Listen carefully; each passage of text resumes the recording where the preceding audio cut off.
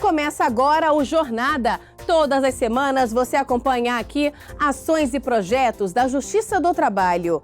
O programa conta com a colaboração dos Tribunais do Trabalho em uma viagem pelo país.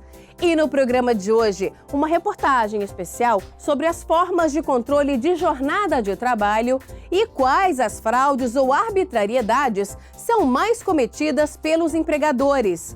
No quadro Saúde e Segurança no Trabalho, o assunto é a Síndrome do Pânico. Que profissões estão mais sujeitas à doença e o que fazer para tratar o problema? 12ª edição do TRT Comunidade é realizada em Porto Velho, Rondônia.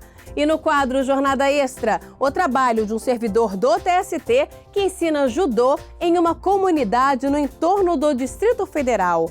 Tudo isso e muito mais, o Jornada está no ar.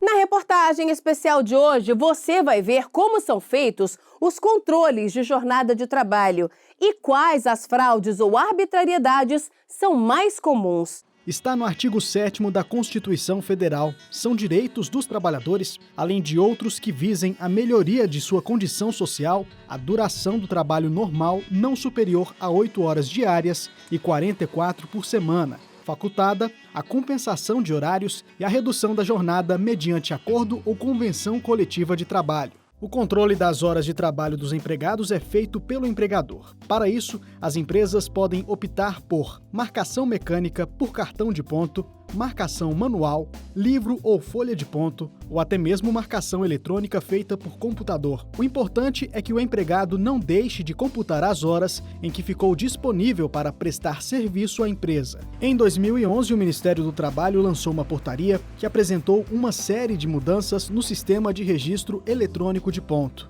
Essas mudanças dispõem sobre a possibilidade de adoção pelos empregadores de sistemas alternativos de controle de jornada de trabalho, desde que tudo tenha consenso em acordo coletivo. A portaria esclarece também que os sistemas eletrônicos não devem admitir restrições à marcação do ponto, marcação automática do ponto, exigência de autorização prévia para marcação de sobrejornada e a alteração ou eliminação dos dados registrados pelo empregado.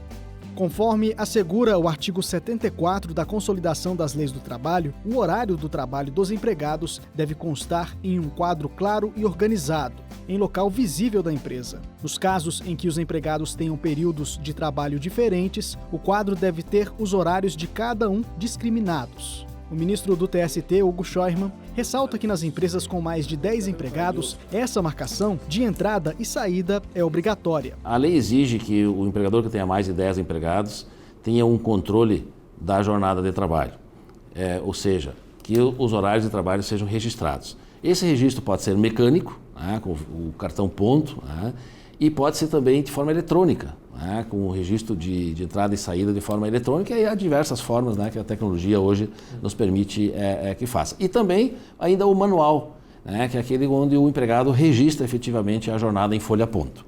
Essas são as formas mais comuns de controle da jornada. Só que em muitos casos, as normas trabalhistas não são cumpridas à risca pelos empregadores. Com isso, alguns empregados acabam perdendo certos direitos, como o de receber horas extras, por exemplo. Só aqui no Tribunal Superior do Trabalho tramitam atualmente mais de 45 mil processos trabalhistas relacionados à jornada de trabalho. A gente identifica muitas vezes os registros que não correspondem, porque quando vai se falar em fraude, sempre você tem que ter a ideia de que o trabalhador trabalhou mais do que está registrado. Então, aquilo que está registrado não corresponde à real jornada de trabalho cumprida. Então, aí é que ocorre a fraude. Então, ela pode ocorrer, normalmente, de forma até presumida, quando existem registros de jornadas britânicas. Todo dia começa às 8 da manhã, todo dia encerra ao meio-dia, todo dia começa às 14. Quer dizer que, sabidamente, isso é inviável de acontecer. Tem que ter uma variação de minutos, porque sempre entrar no mesmo horário. Então, a presunção é de que, nesse caso, não corresponda O registro não corresponde efetivamente à jornada de trabalho.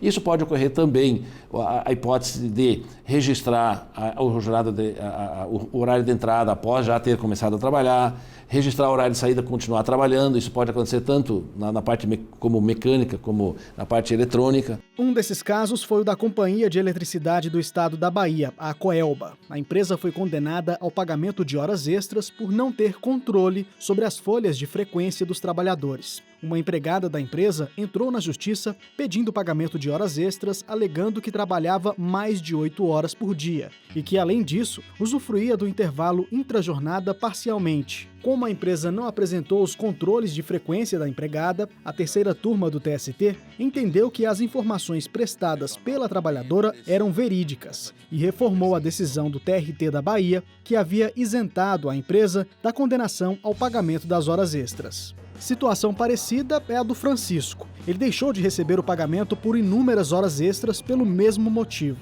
A empresa não fornecia um registro de ponto.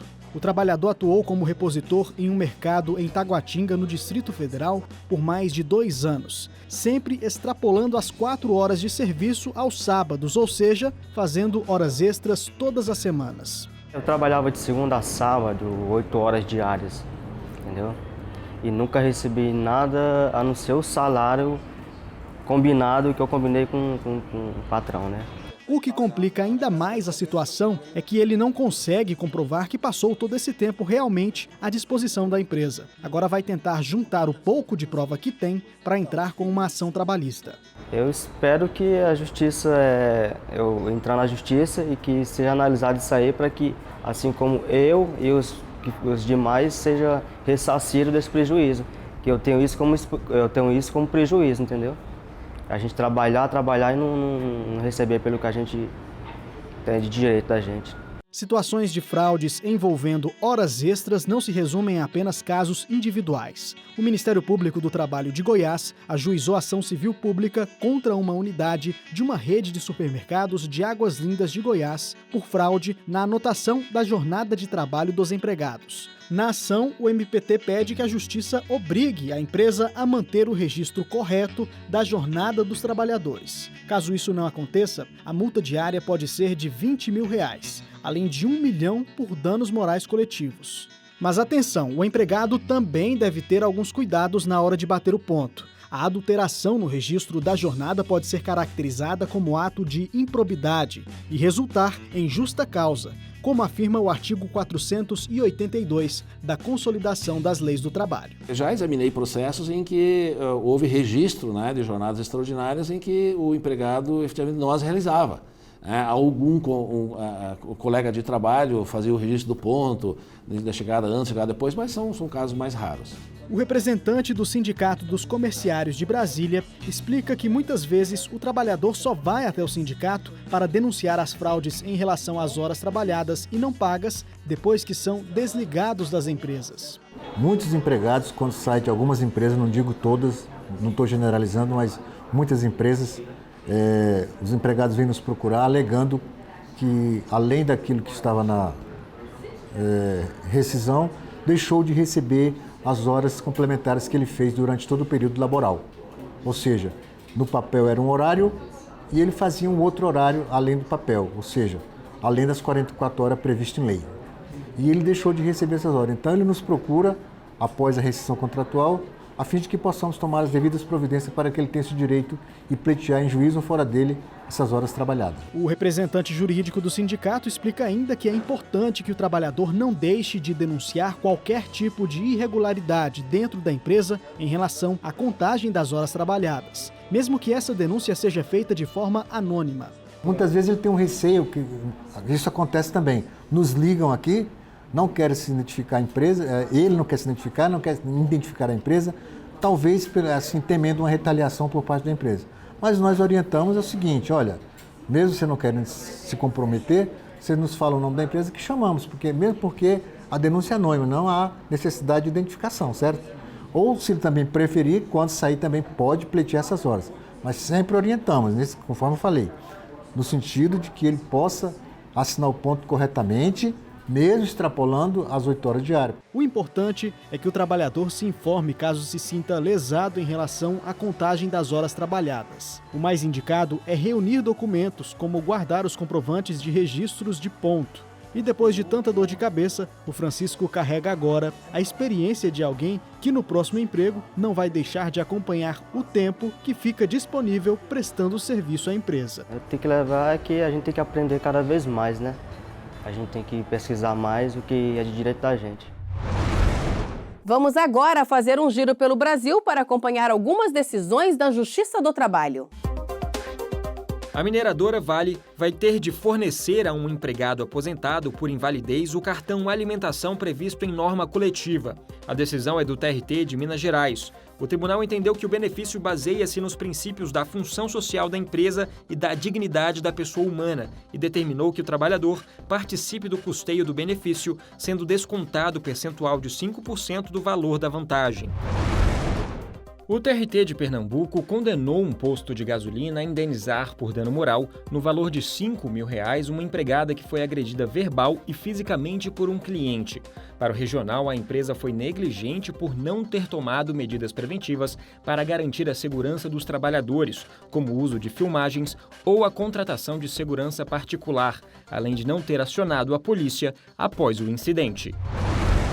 O TRT da 2ª Região condenou a Rede Record a ressarcir uma fotógrafa em R$ 180, quantia correspondente a 50% dos valores gastos com celular por mês. O regional fixou o valor considerando que o telefone também era direcionado ao uso pessoal da empregada e que, por isso, a empresa não poderia arcar com a totalidade do pagamento das contas do celular. A empregadora também foi condenada por não conceder o intervalo de 15 minutos antes da jornada extraordinária. No próximo bloco, no quadro Saúde e Segurança no Trabalho, o assunto é a Síndrome do Pânico. Que profissões estão mais sujeitas à doença e o que fazer para tratar o problema? E ainda hoje, no quadro Jornada Extra, o trabalho de um servidor do TST que ensina judô em uma comunidade no entorno do Distrito Federal. Nós voltamos em instantes.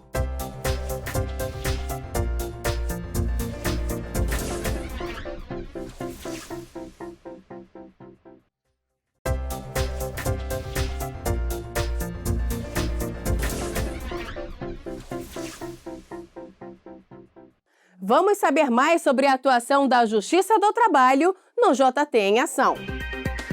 O TRT da Bahia realizou cerimônia de entrega da Comenda Ministro Coqueijo Costa, da Ordem do Mérito Judiciário do Trabalho. Foram 59 homenageados, dentre eles o presidente do TST, ministro Ives Gandra Martins Filho, e o ministro do TST, Márcio Eurico Vitral Amaro. Criada em 2003 pelo Regional, a Comenda é uma homenagem a pessoas que prestaram relevantes serviços à Justiça do Trabalho, como magistrados, lideranças políticas, servidores públicos e personalidades do meio jurídico.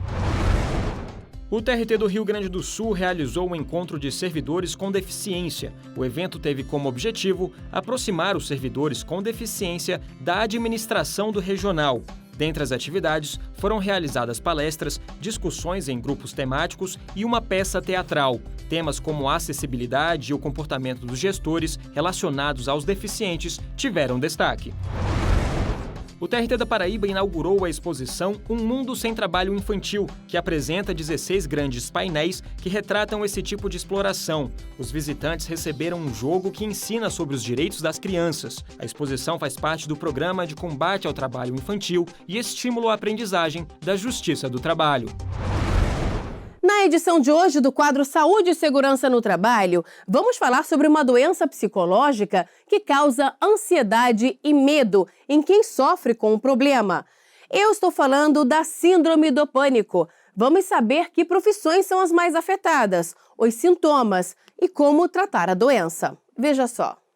Crises inesperadas de desespero. Sensação de que pode morrer a qualquer momento de um ataque cardíaco. Sensações que causam medo e que muitas vezes acontecem sem nem ao menos a pessoa saber o motivo. É preciso atenção. Essa atenção toda pode ser diagnosticada como Síndrome do Pânico. As crises de pânico se caracterizam por apresentar sintomas de ansiedade, como nervosismo e preocupação, e até falta de ar, dor e aperto no peito em um nível muito intenso. As causas para desencadear o transtorno podem ser muitas, como genética e estresse, por exemplo. Mas nem sempre a pessoa precisa estar passando por algum momento difícil para que o problema apareça. A crise do pânico não necessariamente precisa de um desencadeante, não necessariamente a pessoa precisa ter passado por alguma situação estressante. Inclusive, uma das características dos ataques de pânico é justamente o início abrupto dele, sem um desencadeante claro. Às vezes a pessoa pode estar dormindo e acordar no meio da noite com uma crise de pânico. Durante uma crise, a pessoa pode sentir outros vários sintomas ao mesmo tempo, como frio na barriga, suor e tremor nas mãos, coração acelerado e respiração ofegante. Se a doença não é bem tratada, isso pode acontecer de via associada, que a gente chama de comorbidades, né? Que em função das limitações que a doença causa, a pessoa pode vir a deprimir, às vezes pode começar também a abusar de alguma substância, como álcool ou comprimidos para dormir, de forma a tentar aliviar aquele desconforto. Apesar de não ter uma causa específica, o ambiente de trabalho pode ser um dos motivos para desencadear a doença. Se é um trabalho que já é naturalmente mais estressante, ainda que as crises de pânico elas possam ocorrer sem motivo nenhum, mas eu tenho um fator ali de estressante, de que cause mais preocupação, isso pode também favorecer o surgimento de novas crises. E também do local, o próprio ambiente em si onde a pessoa trabalha. Se é um ambiente muito fechado, ou um ambiente em que ela sinta que ela não possa ser socorrida, ou se ela já teve uma crise no trabalho, isso pode gerar aquela questão do medo de passar mal, pelo fato de já ter passado mal ali uma vez. Dados da Previdência Social revelam que cerca de 21 mil empregados foram afastados do trabalho por causa da enfermidade entre 2012 e 2017. Antes mesmo dessa época, Marcela já fazia parte das estatísticas. Ela trabalhava como professora e precisou se afastar do emprego por causa da doença. Tudo começou em 2009, quando teve uma crise de pânico ao fazer um deslocamento no trabalho. Eu comecei a sentir uma taquicardia muito grande, um desespero muito grande. E eu estava dentro do carro sozinha, eu estacionei o carro e eu comecei... Parecia que o mundo estava girando e a sensação que eu tinha é que eu ia morrer naquele momento. Ela ainda permaneceu na escola por 3 meses até o afastamento definitivo. O não saber o que é, você não ter certeza do que você tem, gera, para quem é ansioso, gera uma angústia, uma sensação de impotência, de não saber, para quem é ansioso, não saber o que vai acontecer, é muito ruim. As crises de pânico podem se tornar crônicas, mas existem tratamentos específicos. O tratamento envolve medicação, que não necessariamente é só um medicamento tarja preta, aquele medicamento que ajuda imediatamente a aliviar a ansiedade. Isso é importante no início, mas a longo prazo isso não ajuda no tratamento. Inclusive pode correr o risco da pessoa começar a abusar da medicação, mas existem outras medicações da família dos antidepressivos que são os que ajudam a manter a doença estável por mais tempo. E além disso, a terapia é essencial para que a pessoa aprenda a manejar a ansiedade. Existem técnicas de relaxamento, com controle de respiração, de alívio da tensão muscular, que ajudam a aliviar o sofrimento das crises e também a ajudar a pessoa a perder o medo do medo. Né, entender que crise de pânico não mata, né, por mais confortável que seja, ela não vai morrer de uma crise de pânico e que é importante que ela não limite tanto a vida dela em função desse medo. Desde o afastamento definitivo do trabalho, Marcela faz o tratamento com medicamentos e acompanhamento psicológico. Hoje consegue levar uma vida normal e conciliar todas as tarefas e compromissos diários. Hoje o diagnóstico correto de ansiedade me faz ser 1 milhão de vezes mais produtiva, né? Há muitos anos eu não tenho mais episódios depressivos, nem de ansiedade, nem de pânico, nada, né? Hoje eu vivo uma vida normal. No próximo bloco, 12ª edição do TRT Comunidade é realizada em Porto Velho, Rondônia. No Jornada Extra, um servidor do TST que nas horas vagas ensina judô em uma comunidade no entorno do Distrito Federal. Nós voltamos daqui a pouco.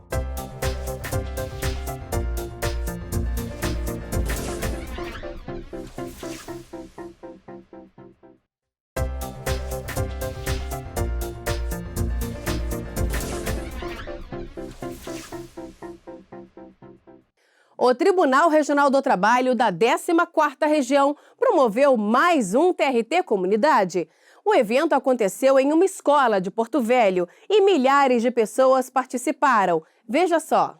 A ação foi realizada na Escola Oswaldo Piana, zona norte de Porto Velho, com cerca de 2.000 atendimentos em diversas áreas. 12ª edição do TRT Comunidade é uma ação de responsabilidade social do Tribunal Regional do Trabalho da 14ª Região, juntamente com mais de 25 parceiros, instituições públicas e privadas, que têm o objetivo de levar cidadania, concretizar a cidadania à população. Logo cedo, se forma um aglomerado de pessoas que procuram pelos serviços. Para agilizar os atendimentos, uma triagem mesmo antes da abertura do portão. É grande a procura para tirar os documentos pessoais, carteira de trabalho, segunda via do CPF, título de eleitor, passe livre para idosos e carteira de identidade.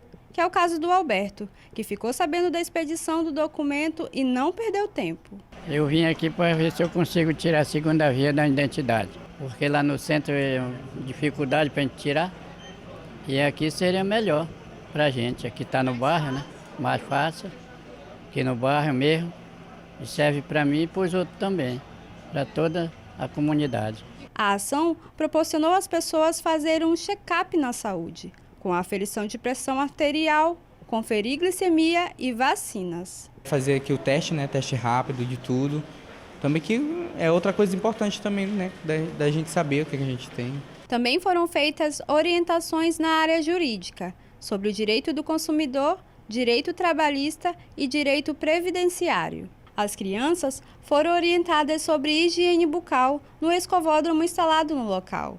Enquanto os pais procuravam por atendimentos, elas foram envolvidas com recreações pedagógicas. No quadro Jornada Extra de hoje, vamos mostrar o trabalho de um servidor do TST que leva esperança e sonhos a crianças carentes por meio do esporte. Ele tem um projeto para ensinar judô em uma comunidade no entorno do Distrito Federal.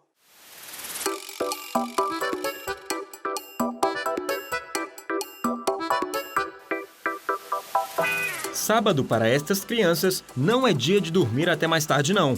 É dia de aprender e treinar judô no projeto Judoquinha em Valparaíso, cidade goiana distante cerca de 40 quilômetros de Brasília.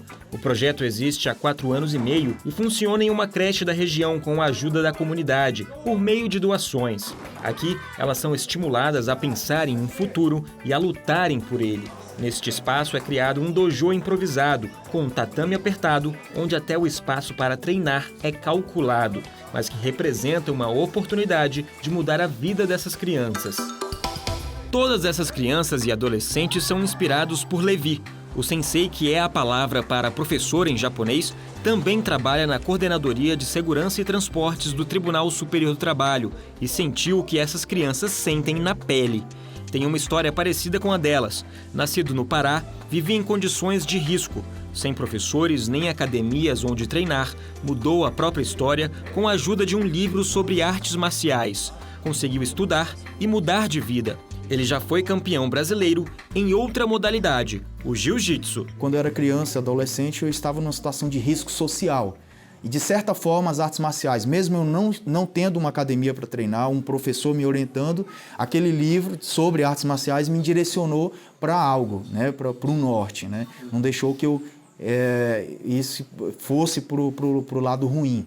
E aí eu vejo o que o esporte fez para mim, né, a questão de crescimento, desenvolvimento pessoal, de ter um sonho, de buscar por esse sonho, estudar, correr atrás de alguma coisa.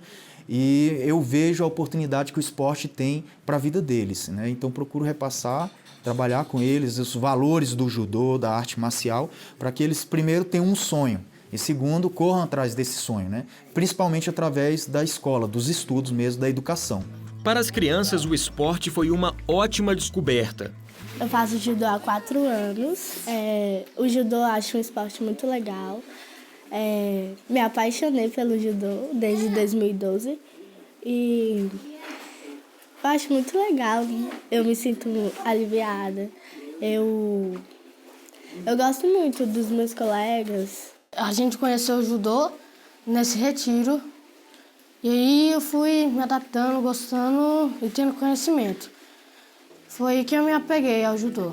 Por meio do esporte, os jovens começam a ter mudanças de comportamento, aprendem a respeitar as diferenças e apresentam melhor rendimento escolar. Então eu vejo o antes e o depois, o hoje, né? O antes, quando eu cheguei aqui, havia muito bullying, né, entre eles, né, apelidos, e havia muita violência também, até mesmo pelo espaço onde eles vivem. Às vezes eles resolviam uma trombada no colega com uma cotovelada, né? E hoje nós não temos mais isso. Eles se respeitam, não existe mais bullying aqui no nosso projeto social, não existe bullying, todos se tratam pelo nome. Então isso nos motiva, é um combustível, isso é o melhor salário que a gente poderia ter, né? A melhor recompensa seria isso, esse retorno deles. Realmente é muito gratificante. E com isso, dá força para a gente aqui que está liderando o projeto, saber que estamos na direção certa, né? Saber que vai ter como colher frutos. O professor diz que o apoio da comunidade é fundamental para o sucesso do projeto. Nós temos uma regra, nós não aceitamos dinheiro. Nós aceitamos dinheiro. O que a gente quer é a presença das pessoas aqui e que façam realmente algo concreto. Esse é o principal objetivo nosso. A sensação é muito boa, né? Porque a retribuição que eu tenho deles é o que eu via na minha infância, né? De crescimento mesmo pessoal, de eles não se envolverem com drogas, com a violência, e isso é muito bom para mim.